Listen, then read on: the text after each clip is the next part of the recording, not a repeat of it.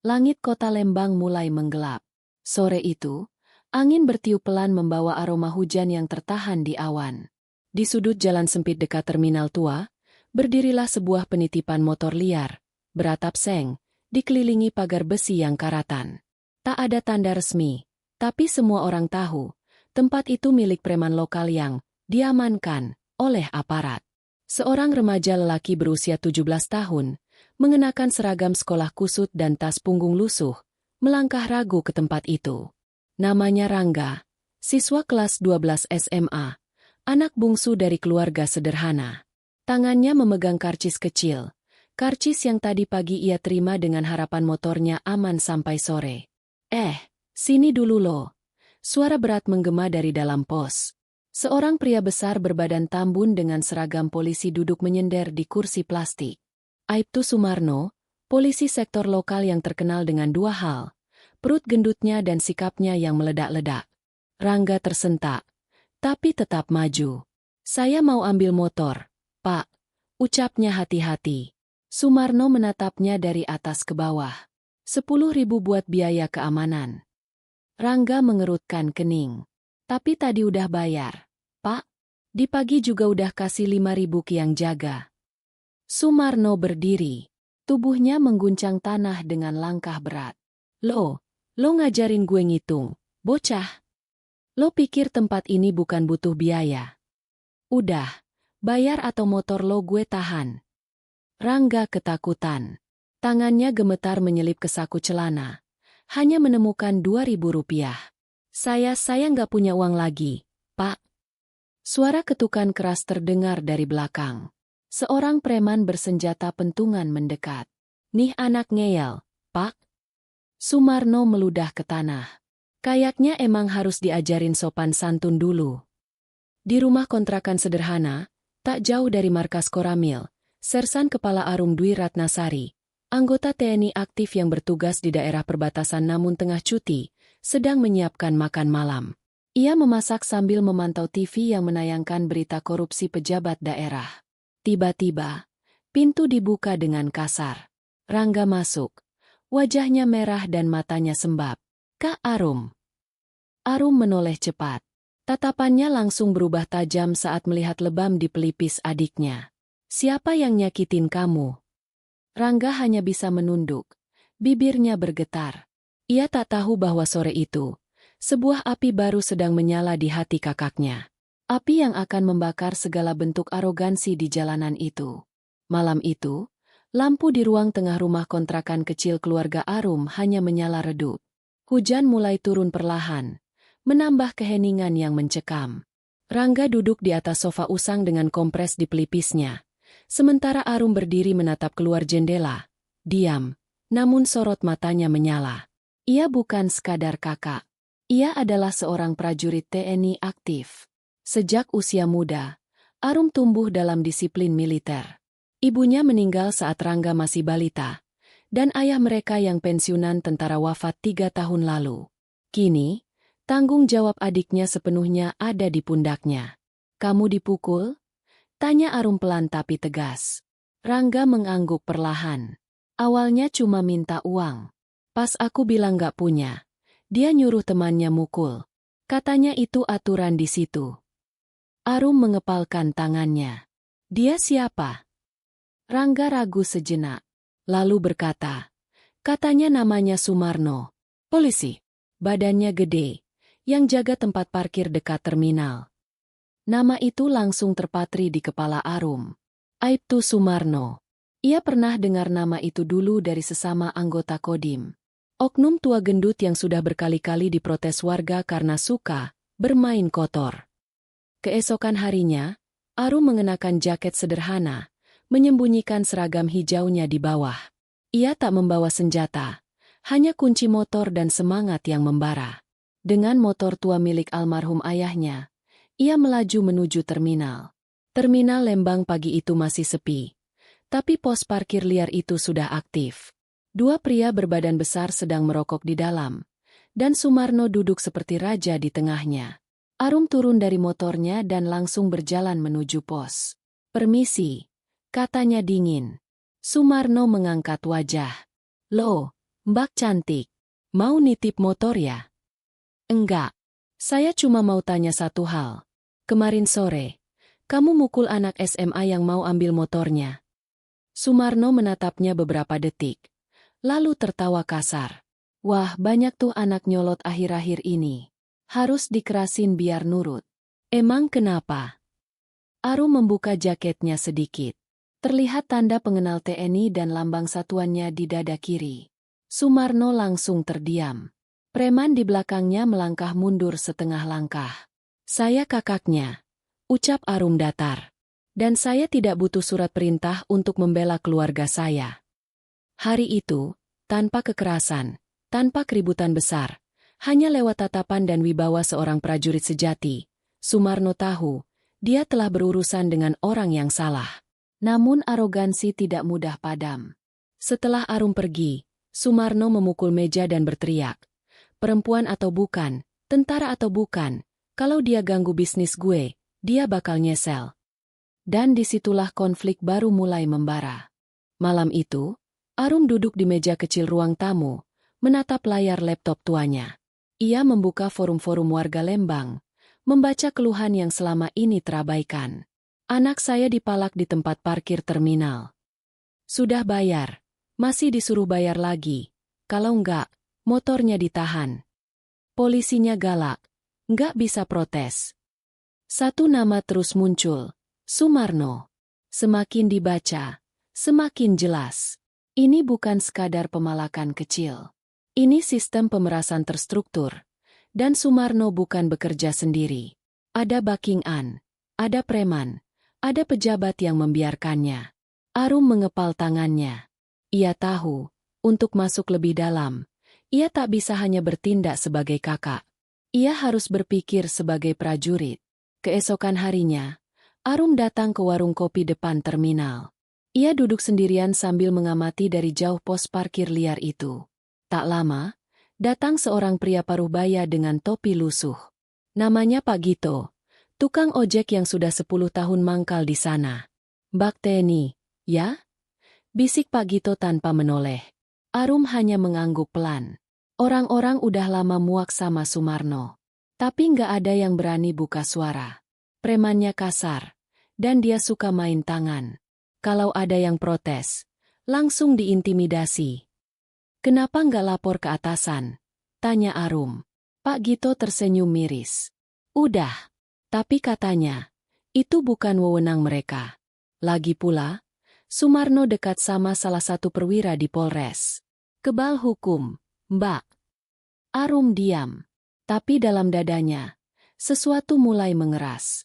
Sore harinya, saat Rangga pulang sekolah, ia melihat seseorang tak dikenal berdiri di depan rumah mereka. Bertato di leher, mengenakan jaket kulit. Kamu Rangga, ya? Tanyanya dengan senyum sinis. Rangga menelan ludah. Iya, kenapa? Bilang sama kakakmu, jangan sok jadi pahlawan. Nanti bukan cuma motor yang hilang, bisa-bisa orangnya juga. Sebelum Rangga bisa menjawab, pria itu pergi dengan motor matik, menyisakan debu dan rasa takut. Malamnya, Arum berdiri di halaman rumah, menatap bintang yang nyaris tertutup mendung. Ia tahu, ini bukan lagi soal adiknya. Ini soal sistem kotor yang sudah terlalu lama dibiarkan. Dan jika sistem itu kebal hukum, maka ia akan menjadi hukumnya sendiri. Pagi itu Arum mengenakan pakaian dinas lengkap. Seragam hijau rapi dengan nama dan pangkat terpampang jelas di dada. Ia tak datang sebagai warga sipil hari ini. Ia datang sebagai anggota aktif Tentara Nasional Indonesia, dengan tujuan yang jelas, mengadukan Aibtu Sumarno secara resmi. Ia tiba di Mapolres Lembang, disambut dengan senyum formal yang menggantung di bibir petugas resepsionis. Saya ingin bertemu dengan atasan langsung Aibtu Sumarno, ucap Arum tegas. Beberapa menit kemudian, ia dipersilakan masuk ruang seorang perwira menengah, Kompol Widagdo, pria berkumis rapi dengan raut wajah yang sulit dibaca. Arum menjelaskan semua kejadian, pemalakan, kekerasan, ancaman terhadap adiknya, dan laporan-laporan warga. Widagdo mendengarkan dengan tenang, terlalu tenang. Bu Sersan, katanya setelah jeda panjang, Kami menghargai laporan ini. Tapi Sumarno itu anggota lama. Senior. Sedikit keras. Iya. Tapi dia berjasa menjaga ketertiban di sekitar terminal. Arum menegang. Menjaga ketertiban atau memalak rakyat? Widagdo tersenyum kecil. Tolong jangan terlalu idealis. Dunia nyata tidak sesederhana hitam putih. Dan Anda sedang cuti, bukan dalam operasi resmi. Kami harap tidak ada intervensi lintas lembaga. Arum berdiri, menatapnya tajam. Jadi, laporan saya akan diabaikan. Kami akan mengevaluasi. Tapi saran saya, lebih baik jaga adik Anda baik-baik. Dunia ini keras. Ancaman terselubung itu jelas. Arum tahu betul, Sumarno punya pelindung di dalam. Sistem ini lebih busuk dari yang ia duga. Sore harinya, Rangga baru pulang sekolah. Tapi kali ini, ia mendapati rumah mereka dalam keadaan kacau. Gembok pagar dicongkel. Pot bunga pecah. Di tembok depan, seseorang menyemprot tulisan besar dengan cat merah. Jangan sok jagoan, tentara wanita. Rangga langsung berlari masuk. Napasnya memburu. Arum berdiri di ruang tamu, memungut pecahan pot. Wajahnya tenang, tapi matanya berkilat seperti baja. Ini sudah keterlaluan, Kak. Suara Rangga gemetar. Arum menatapnya, lalu mendekat dan memegang pundaknya. Kita nggak bisa mundur sekarang. Malam itu, Arum membuka koper besar milik almarhum ayahnya di kamar belakang. Di dalamnya, tersimpan rapi dokumen-dokumen lama, buku catatan, dan satu berkas berlabel Aset Intelijen Kodim Lembang, Rahasia. Ayahnya dulu adalah tentara pengintai. Dan tampaknya, ia pernah mencatat banyak tentang oknum yang kini menjelma jadi monster berseragam. Arum mengambil satu map, lalu berkata pelan, kalau sistem tidak mau bersih, maka pembersihannya akan datang dari luar. Dari aku. Malam telah larut. Hujan rintik-rintik jatuh di atap rumah kontrakan, menambah senyap suasana. Di dalam kamar, Arum duduk bersila di lantai, membuka map tua warisan ayahnya. Di dalamnya, lusinan catatan tangan, foto hitam putih, dan lembaran hasil pengintaian. Semua ditulis dengan kode militer lama yang hanya bisa dipahami oleh orang yang pernah hidup dalam dunia yang sama. Satu nama tertulis jelas, dilingkari dengan tinta merah. Letda Sumarno, Polres Lembang, 1989 sedih dicurigai terlibat penggelapan pemerasan rakyat. Arum menegang. Nama yang sama. Ia baru sadar. Sumarno adalah bawahan ayahnya dulu, yang dipecat secara tidak hormat, namun kembali ke kepolisian dengan jalur belakang. Fakta itu seperti menghantam dada Arum keras-keras. Dendam masa lalu ini, bukan hanya miliknya. Ini warisan darah. Besok harinya, Arum mulai melangkah lebih dalam. Ia menyamar sebagai staf administrasi dari Dinas Pemda untuk menyusup ke kawasan parkir yang dikuasai preman Sumarno. Ia mencatat plat motor, arus uang masuk, siapa yang menagih, siapa yang mengantar uangnya kemana. Ia mulai melihat pola. Ada satu rumah makan besar di pinggir kota. Namanya Warung Sederhana Busarni. Tempat uang setoran terakhir dikumpulkan sebelum dibagi ke berbagai pihak. Termasuk satu nama dari anggota kepolisian senior, Kompol Widagdo. Namun, penyamaran itu tak bertahan lama. Sore itu, Arum baru keluar dari warung tersebut ketika seorang preman bertubuh besar menyapanya. Hei, Mbak, dari dinas ya? Boleh lihat ID-nya. Arum tahu ia dalam bahaya. Preman itu tidak sendiri. Dua orang lain berdiri di dekat motor, dan satu lagi sedang bicara lewat HT. Tanpa banyak bicara, Arum melangkah cepat, lalu menendang lutut preman itu hingga jatuh. Ia lari menuju gang sempit dan masuk ke jalur perkampungan, dengan 3 orang mengejarnya. Kejar-kejaran terjadi hingga malam. Arum berhasil kabur, tapi tidak tanpa luka. Bajunya sobek, bahunya tergores tembok kasar. Namun di tangannya masih tergenggam catatan kecil dari warung itu. Bukti kuat bahwa pemalakan ini bukan kerja satu orang, tapi sindikat. Saat malam jatuh, Arum kembali ke rumah. Rangga yang menunggunya khawatir. Tapi Arum hanya berkata, "Kita tidak bisa berharap sistem akan menolong kita.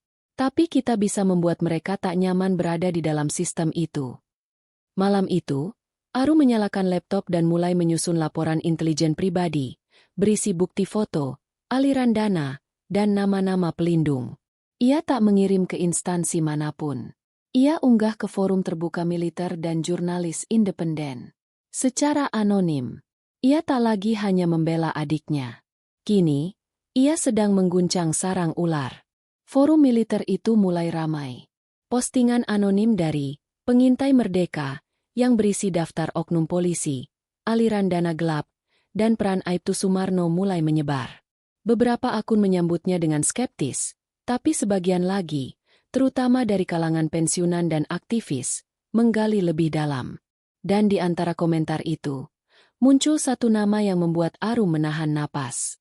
Kalau ini dari Pak Hashim, saya tahu datanya benar. Bravo 91. Pak Hashim. Ayahnya. Arum langsung membuka profil itu.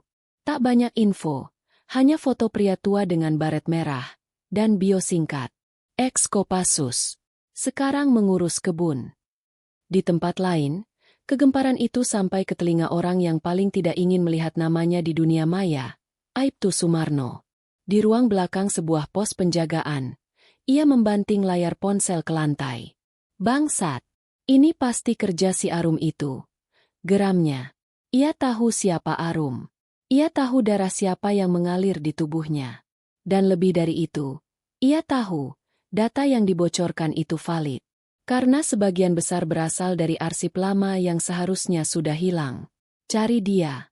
Perintahnya pada 2 anak buah. Kalau bisa, sekalian bikin dia nggak bisa buka mulut lagi.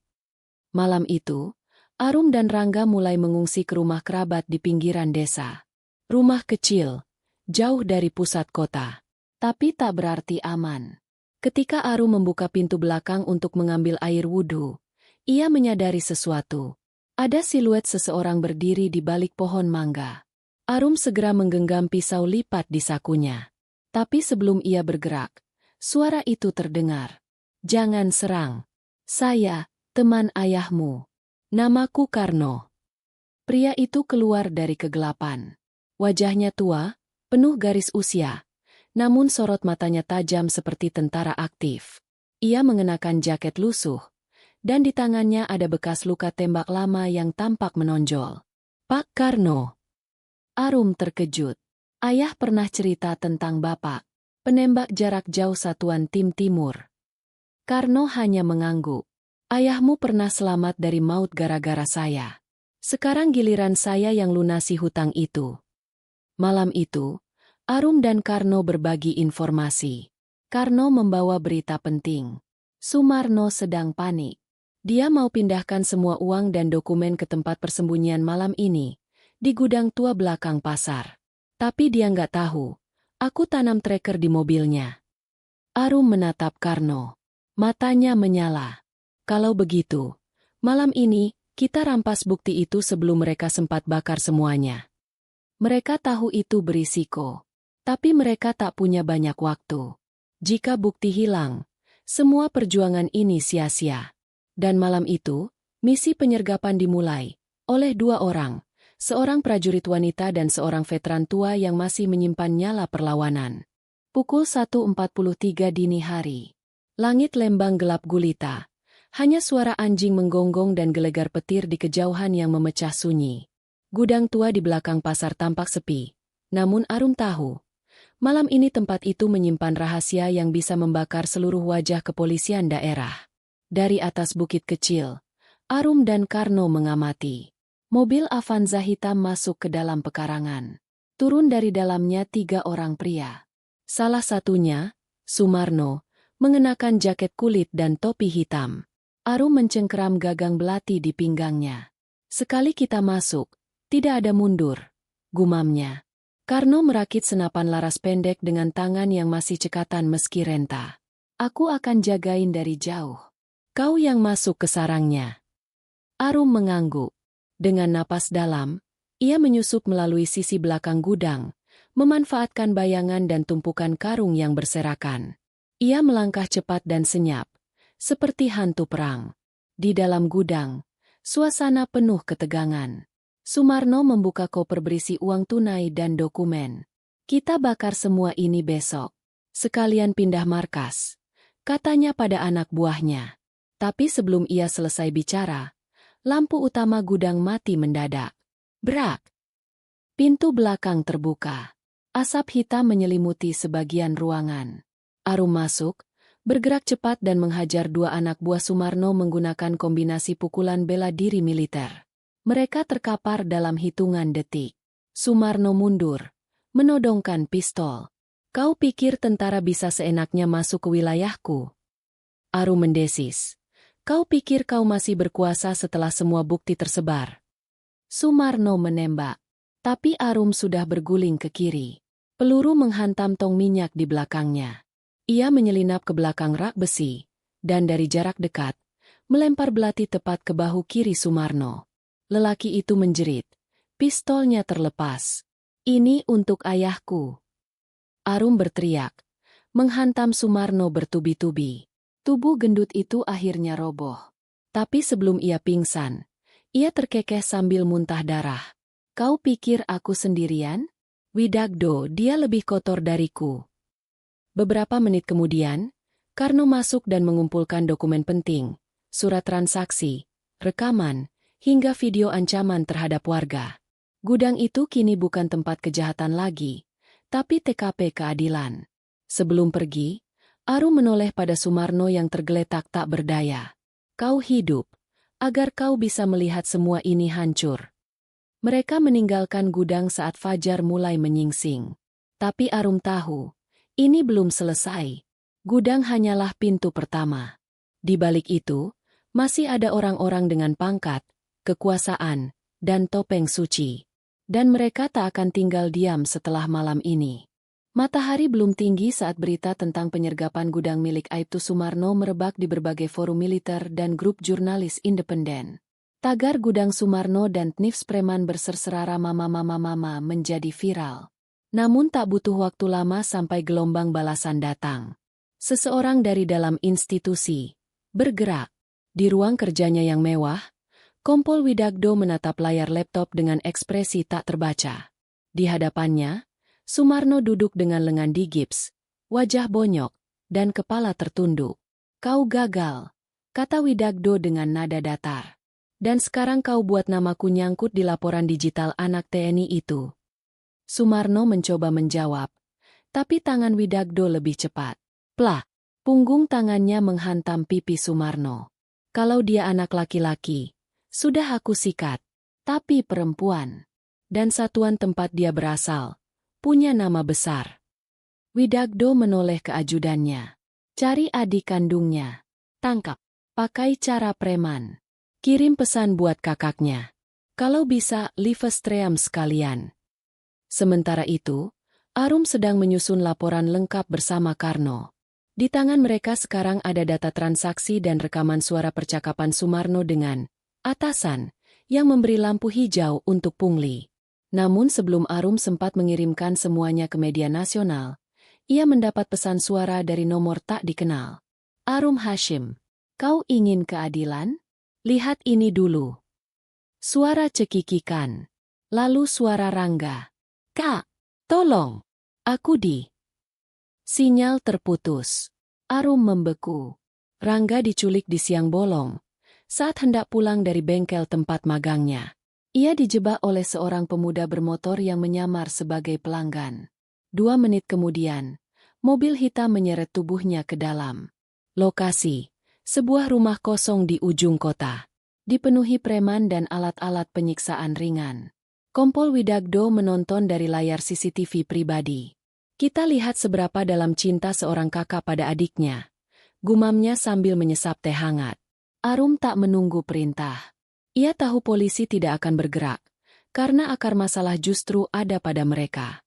Malam itu, ia pergi sendiri, tanpa Karno, tanpa izin, tanpa surat tugas. Hanya satu hal yang ia bawa, pakaian tempur ayahnya. Ia menggantikan warisan yang tertunda, seorang tentara, sekaligus kakak perempuan. Dengan pelacak sinyal yang ia sadap dari pesan Rangga, ia menelusuri lokasi terakhir, rumah kosong dekat pabrik bata. Sesampainya di sana, suasana sunyi, tapi di dalam, Rangga telah diikat, dan di sekelilingnya 5 pria menunggu Arum untuk dijadikan tontonan. Namun malam itu mereka tidak melawan tentara biasa. Mereka melawan Arum. Dalam waktu 3 menit, 2 preman tersungkur. Satu dibenturkan ke meja. Yang lain dilumpuhkan dengan teknik chokehold. Sisanya kabur. Ketakutan. Arum melepaskan Rangga, memeluknya erat, dan berkata dengan suara bergetar. Selama aku masih bernapas, tidak ada yang menyentuhmu, Rangga. Namun sebelum mereka pergi, lampu menyala terang. Kompol Widagdo muncul. Sendiri. Bersama 2 anggota berpakaian resmi. Jadi, ini tentara yang bikin ribut itu. Katanya dingin. Sayangnya, sekarang aku punya alasan resmi menahanmu. Masuk wilayah sipil tanpa surat tugas. Melukai warga. Melanggar protokol militer. Arum berdiri tegak, menahan amarah. Tapi Rangga berteriak. Dia selamatkan aku. Kalian yang culik aku. Widagdo hanya tersenyum. Di atas hukum, ada kekuasaan. Kau bisa punya bukti, tapi kalau aku yang menguasai berita, kau tetap bersalah. Arum menggenggam tangan Rangga. Ia tahu, malam ini bukan kemenangan. Tapi saat Widagdo mendekat untuk memborgolnya, dari kejauhan, terdengar suara mobil militer. Dan keluar dari dalamnya, 2 orang berseragam lengkap. Di antara mereka, seorang wanita berambut putih, dengan pangkat kolonel. Tahan. Itu anggota aktif. Dan kami sudah mendapat laporan lengkapnya. Lengkap dengan rekaman CCTV dari gudang belakang pasar. Widagdo mematung. Arum menatapnya, dan berkata pelan. Permainanmu selesai. Pagi itu, langit Lembang terlihat cerah. Kontras dengan minggu-minggu penuh gelap yang baru saja dilalui Arum. Di markas besar militer wilayah barat, ia berdiri tegak di depan jajaran petinggi. Pundaknya masih terasa berat. Tapi kali ini bukan karena ketakutan, melainkan tanggung jawab. Di hadapannya, layar besar memutar rekaman dari gudang belakang pasar. Wajah Sumarno, transaksi uang, percakapan penuh ancaman. Di layar berikutnya, rekaman penculikan Rangga, dan ekspresi puas dari Kompol Widagdo yang kini sudah resmi dinonaktifkan sementara. Dari semua data yang diserahkan, dan laporan investigatif yang bersifat pribadi namun lengkap, kami putuskan, tindakanmu benar, meskipun tidak mengikuti prosedur, ujar Kolonel Raras, wanita yang datang menolong di episode sebelumnya. Arum hanya menunduk. Saya tidak bangga dengan cara saya melanggar aturan. Tapi saya tidak bisa diam ketika adik saya dijadikan tumbal. Kami tahu. Itulah sebabnya kau tidak akan dihukum, tapi akan ditugaskan lebih tinggi. Dalam tim khusus yang menangani infiltrasi korupsi dalam sistem. Kolonel Raras menatapnya tegas. Kau siap? Arum menarik napas. Saya siap. Sementara itu, Kompol Widagdo menjalani pemeriksaan di Divpropam, Divisi Profesi dan Pengamanan. Jabatannya dibekukan. Kasusnya diangkat ke tingkat nasional. Publik mendesak transparansi. Media mulai menyebutnya sebagai kasus gudang berdarah Lembang. Namun berbeda dengan Sumarno yang pasrah, Widagdo tetap tenang. Selama sistem ini masih bisa dibeli, aku tidak takut, katanya pada penyidik. Namun penyidik itu hanya menunjukkan selembar surat. Pemeriksaan lanjutan akan dilakukan oleh tim independen dari pusat. Selamat datang di era baru, Pak Kompol, ucap penyidik. Di rumah sederhana milik Karno, suasana haru menyelimuti ruang tamu. Rangga yang sempat trauma mulai tersenyum kembali. Ia memeluk Arum erat-erat. Kak, mulai sekarang, aku nggak akan biarin kakak jalan sendiri. Arum menatap adiknya dengan mata berkaca. Aku bukan pahlawan, Rangga. Aku cuma kakak yang nggak mau kehilangan kamu kayak kita kehilangan bapak. Karno menyodorkan secangkir teh hangat. Kadang keadilan nggak datang dari sistem, tapi dari keberanian menantang sistem itu. Di akhir episode, Arum membuka laci kecil milik almarhum ayahnya. Di dalamnya ada medali kehormatan yang pernah disembunyikan karena tekanan politik saat itu. Kini, ia menyematkannya di dada bajunya sendiri. Sebagai simbol bahwa luka lama bisa disembuhkan, jika seseorang cukup berani mengungkitnya. Aku akan terus berdiri. Bukan untuk membalas, tapi untuk memastikan tidak ada lagi yang harus menanggung apa yang telah kita lalui. Dan untuk pertama kalinya setelah sekian lama, Arum tersenyum. 1 bulan berlalu. Di sebuah aula pendidikan militer di Bandung, terlihat bendera merah putih berkibar tenang. Di bawahnya, deretan kursi terisi oleh berbagai anggota satuan elit dan perwakilan kepolisian dari berbagai wilayah. Pagi itu, Sertu Arum Hashim berdiri di depan panggung, menerima piagam penghargaan langsung dari Mabes TNI untuk dedikasi dan keberanian dalam melindungi warga sipil dan mengungkap korupsi antar lembaga. Tepuk tangan bergema. Namun Arum hanya menunduk, matanya mencari satu sosok di kerumunan. Rangga, yang kini telah kembali kuliah dan aktif dalam kegiatan sosial kemahasiswaan. Dia berdiri, mengangkat 2 jempol sambil tersenyum bangga. Di sisi lain kota, Kompol Widagdo berdiri di balik jeruji tahanan khusus. Ia masih menunggu vonis resmi. Namun satu persatu sekutunya mulai berguguran. Sumarno mengaku dalam persidangan, rekening-rekening gendut mulai dibekukan, dan laporan dari media independen terus menyoroti kasus ini sebagai titik balik reformasi aparat. Kita lihat siapa yang tertawa terakhir, bisiknya pada bayangannya sendiri. Tapi kini, suara rakyat lebih keras daripada bisikan siapapun di dalam sistem. Di desa tempat Arum dan Rangga dibesarkan, kehidupan perlahan kembali tenang. Pasar yang dulu dikuasai oknum kini bersih dari pungli. Anak-anak kembali bermain dengan bebas. Seorang ibu penjual sayur sempat berbisik. Kalau bukan karena si Arum itu, mungkin kita masih bayar pajak tiap hari. Dan di sebuah bengkel kecil, Rangga tersenyum sambil membetulkan motor pelanggan. Di bajunya tertulis, Rangga Geraz gratis untuk ibu veteran. Di detik-detik terakhir cerita ini, Arum berdiri sendirian di depan makam ayahnya. Ia mengenakan seragam lengkap, membawa bunga kenanga, dan menunduk pelan. "Pak, akhirnya aku bisa lanjutkan yang Bapak mulai. Tapi ini belum selesai. Masih banyak yang harus diperjuangkan." Ia menaruh bunga itu dengan tenang. Lalu berjalan meninggalkan makam, kepalanya tegak, langkahnya pasti. Di balik bayang-bayang langit petang, terdengar suara narasi dalam hati. Di negeri ini, hukum seringkali tumpul ke atas dan tajam ke bawah. Tapi selama masih ada yang berani memegang kebenaran, maka tidak ada kekuasaan yang kekal. Karena keberanian adalah warisan yang tidak bisa dicuri.